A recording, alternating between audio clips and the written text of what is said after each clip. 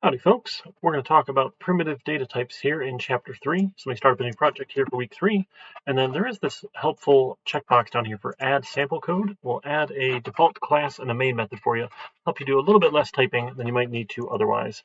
Now the only thing that's bad about it is it doesn't give you a default package, which is kind of a little bit ugly here. So what I'm going to do is go and add the new package here. Remember, a package is just a folder, so I'll call this week 3.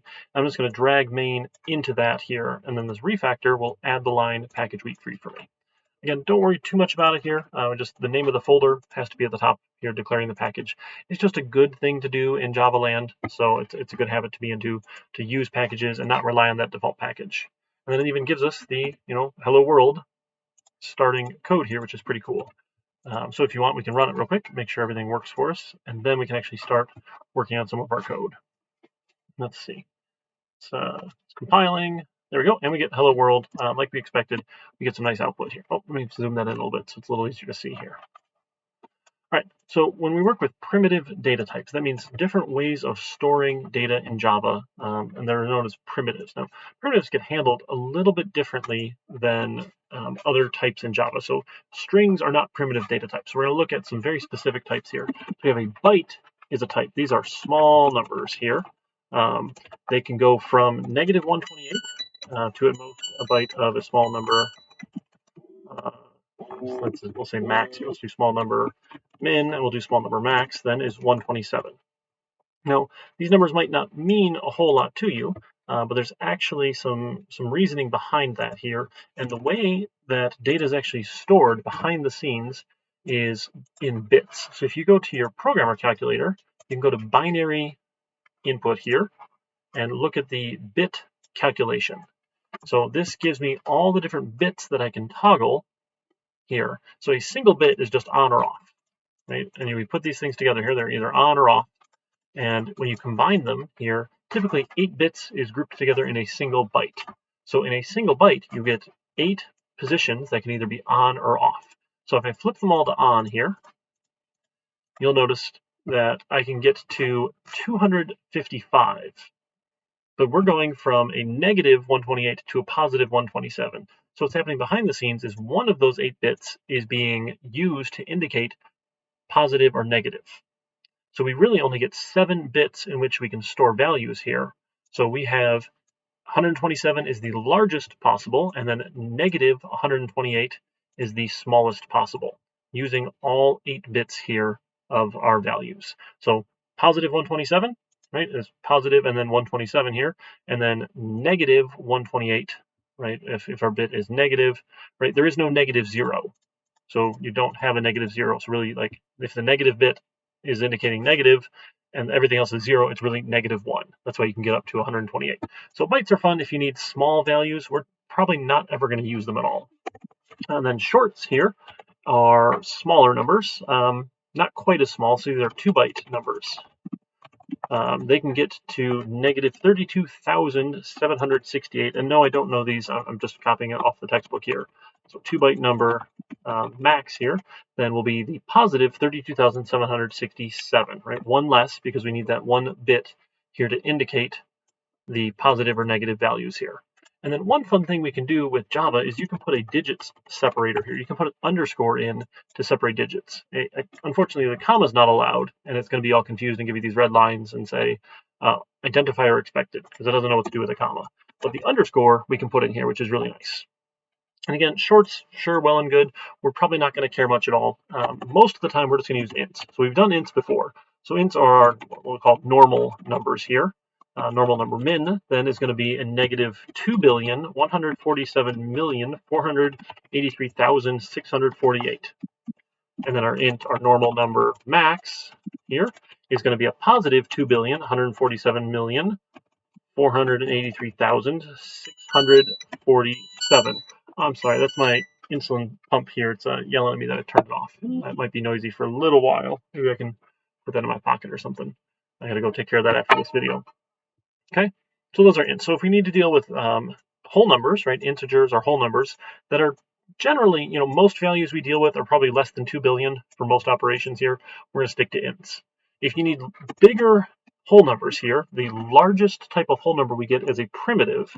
Here is called a long. So these are big whole numbers. And the min then is going to be -9, oh my goodness, I think that's a centillion, 223 quadrillion, 372 trillion, 36 million. Nope, I was off by one. 854 million, 775,808. Oh goodness, that is really big. And then it doesn't even know what to do with this. Right now it's upset. It's saying the integer number is too large. So to make this a long, we put a L here. Now it can be a lowercase L or a capital L. And I'm going to encourage you to probably always use the capital L, because a lowercase L looks a lot like a 1 if you're not being very careful here. So let's go with the lowercase L. So that's ones, thousands, millions, billions, trillions, quadrillions, centillion. Yeah, 9 centillion, 223 quadrillion, 372 trillion, 36 billion, 854 million. Oh my goodness, that's really large. And then, along, this is our big whole number max here is going to be the opposite of this, positive, and then 807 here. And again, we're using one of those bits here. So these longs here take up 8 bytes. So each time we store a long, it takes up 8. So it's twice the size of an integer in terms of how much memory is used to store these. Sure, it's sort of interesting. Again, if you need really big whole numbers, integers, we can use a long if we want a primitive type. So now, we haven't done anything with decimal places yet. So these are all whole number types. And then when we move into numbers with decimal places, we have floats. So you can have a float, which uses a 4-byte number with a decimal. Now, floats are weird because they somehow can store up to 7 significant digits. So we can have a certain number of decimal places, right? Up to 7 decimal places here stored. And then the numbers can actually be really large. The way floats are stored are actually really neat here.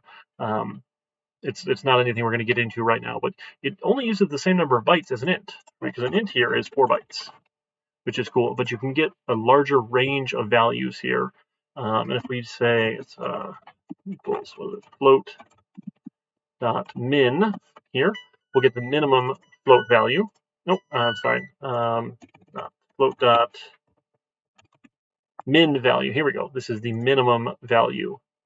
So whatever this is here, that looks like some kind of value. I don't know what that actually means here. And then we have a float for a 4-byte number with decimal max. Oh, sorry, this should be min here. And max will be our float dot max value here. And if we want, we could print those out. So we'll do a little print line here with our 4-byte number decimal min, and we'll print out as well our 4-byte number with the decimal max, just to see what those are and give those a run real quick. Oh, look at that. It even knows I misspelled decimal. Isn't that handy? But now I've misspelled it over there as well, and I've got a capital I. Okay. All sorts of errors here with my naming conventions. That's unfortunate. That's okay. We'll just go copy paste and fix that here. Let me give it a run. Let's see what we get.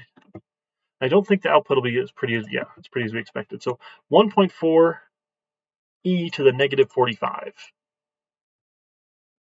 Sure. 3.4 to e to the 38. Okay, but notice we have additional values here rather than like the 1.4. I don't know.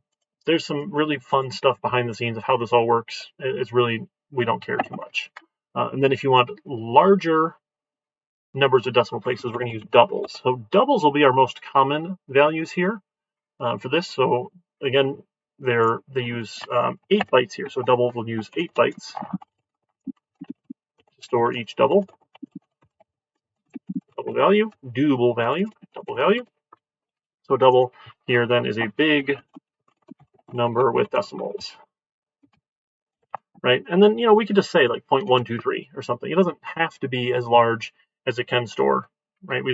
Doesn't matter too much at all. Now the funny thing about these though, remember if we use a float and we have a some number with decimal here, and I say, hey, I want it to equal 0.123, it's actually going to yell at me right now. And I get this big red line that says required type float provided double.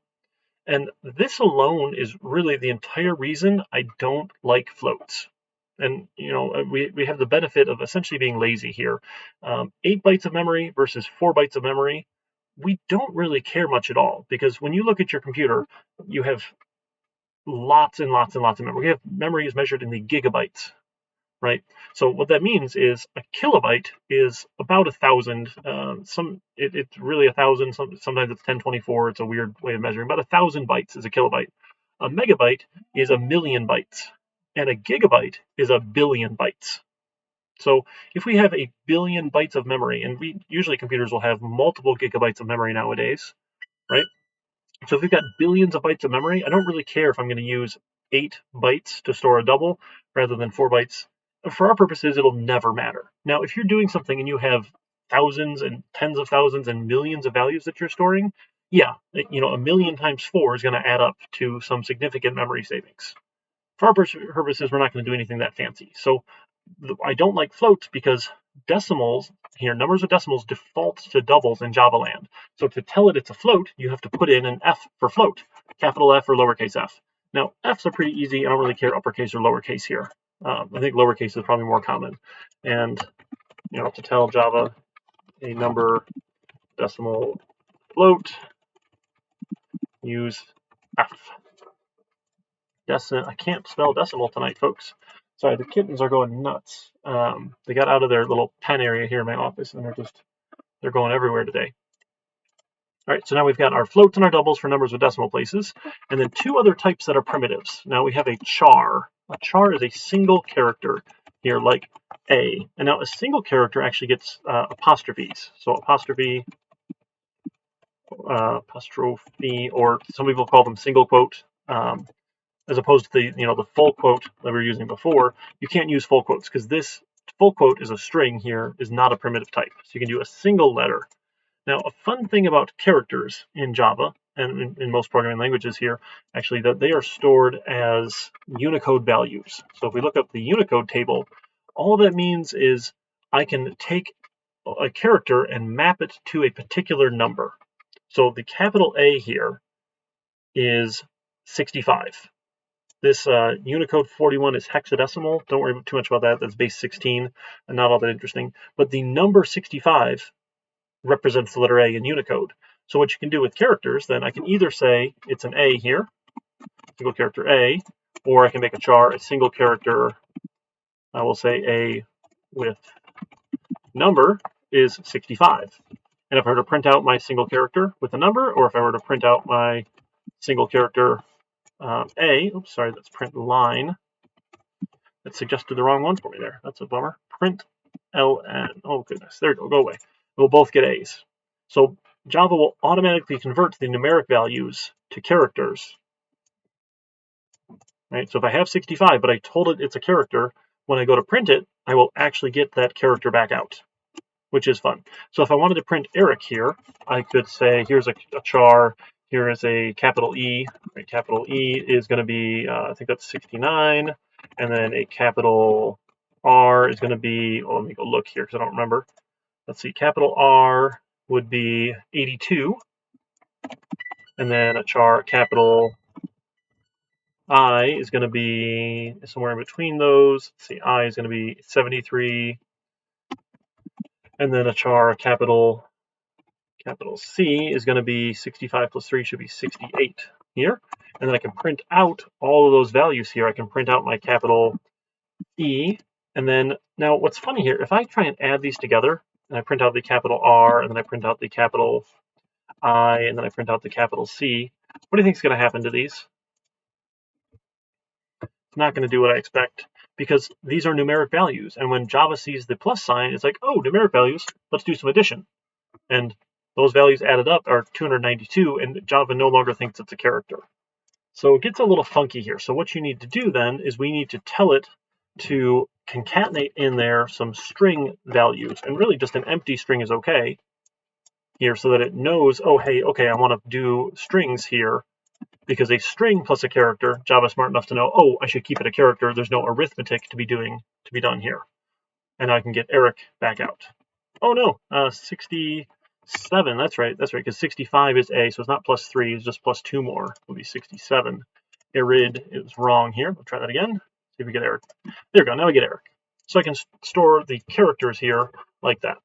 Again, not the most interesting thing, but you could if you wanted to. And then the last primitive type is known as a Boolean. A Boolean is a true or false value. True or false value. And you can assign it either true or a Boolean. This is false. You can assign false. Now, if you want with Booleans, you can also be fun. This is true. Boolean. Let's see if we can set that right. Oh, is it not? It's not even giving me the one. Nope, it is not doing that for me here. We could cast it later. We haven't talked about casting yet, so we'll get to that in a little bit here. Right, so those are the 8 primitive types we're going to be working with. And again, most of the time, I'm going to stick with integers, unless we need really big numbers here, and probably for our purposes, we won't care. And then doubles, because they're just easier when we're dealing with values here. And then characters are fun, Booleans are fun. We'll do something with Booleans once we get a little further in the next couple chapters. We'll come back to Booleans and use them a little more for some other purposes here. All right, folks, I'll see you in the next video.